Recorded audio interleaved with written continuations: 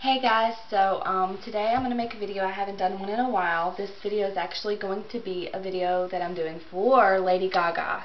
I hope that she sees this, and if she does, first of all, thank you for taking out the time of your day to do a 10-minute video with me, because I know it's going to be 10 minutes. I just want to tell you thank you from the bottom of my heart for being who you are.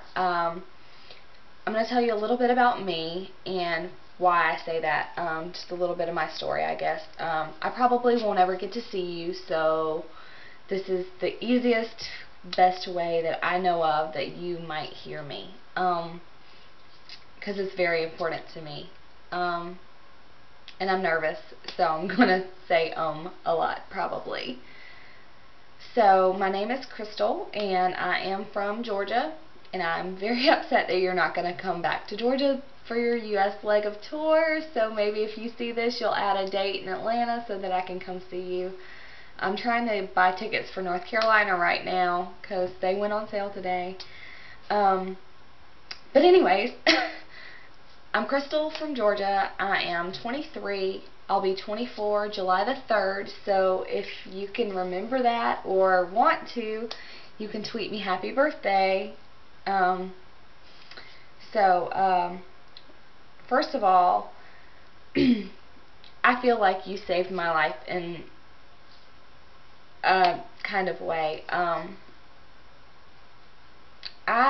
2009 was a very, very bad year for me. My father passed away in September of 2008.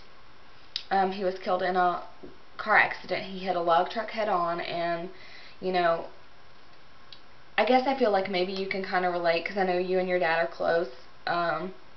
It was so unexpected. Like, I can remember it plain as day. I was in the bathroom and I was straightening my hair and I was about to cook spaghetti for supper. And my mom called me in the bedroom and she was like, "Crystal, I'm so sorry. I don't want to be the one to tell you this." And automatically I thought, oh no, something's happened to Grandma, because my grandma is very, very sick and she's not in very good health. And, you know, that was just the first thing that popped into my head. And then, you know, she told me that it was my daddy, and I lost it. I just screamed, and, you know, it's so fresh in my mind. My dad and I were not really, really close, but we had a really good relationship, and, you know, I guess I could say I was a daddy's little girl in some ways, you know. Yeah, I did tell him I hated him and whatever during my teenage years, but, you know, I really loved my daddy. You know, I was his whole world. I was his only child, so I meant a lot to him, and, you know, we had a pretty good relationship, and, you know, I always grew up thinking, you know, I guess I thought that Daddy was invincible and that he would be here forever and ever and ever, and that I never, ever, ever pictured life without him. And it's very hard to know that I'm going to have to go through so many things without him. You know, he's never going to be able to be a grandfather. He won't be there to walk me down the aisle. That's going to be really hard. That's really, really, really tough to wrap my brain around even now. But so 2009 was a very, very bad year for me. I wanted to kill myself. I just didn't have the balls. I wanted to go to sleep every night and not wake up in the morning. It was really rough. I'm not a sad person. I'm a really happy person, but it really messed me up, and I was in this really, really bad place for a very, very long time. And, you know, I had gained weight, and I was not being able to pay bills, and, you know, I'd never had any financial struggles. You know, not that I'm rich by any means, but, you know, I always was very careful with my money and was able to, you know, prioritize and do things, you know, the way that they needed to be done so that everything could be taken care of. And, you know, I got behind on my bills, and, you know, just felt like every time I would try to take a step forward, I would get knocked 3 steps back, and it was just, it was really, really, really hard time for me. And, you know, I can remember hearing your songs on the radio, Just Dance, Poker Face, Love Game. You know, every time they would come on the radio, I would turn them up, you know, but you were just a song to me. You know, I didn't know who you were, anything about you as an artist or whatever. You were just a song on the radio that I would turn up and sing along to in my car when I was driving down the road. And one of my friends bought me your CD, and I just kind of stuck it in my car and never listened to it. And if I ever did stick it in the radio, I would flip through the songs and just listen to the ones that I knew that were on the radio. And then one day I was on YouTube, and I saw an interview with you, and you blew me away. You, Lady Gaga, are an amazing woman. You are so brilliant and so intelligent and so beautiful inside and out.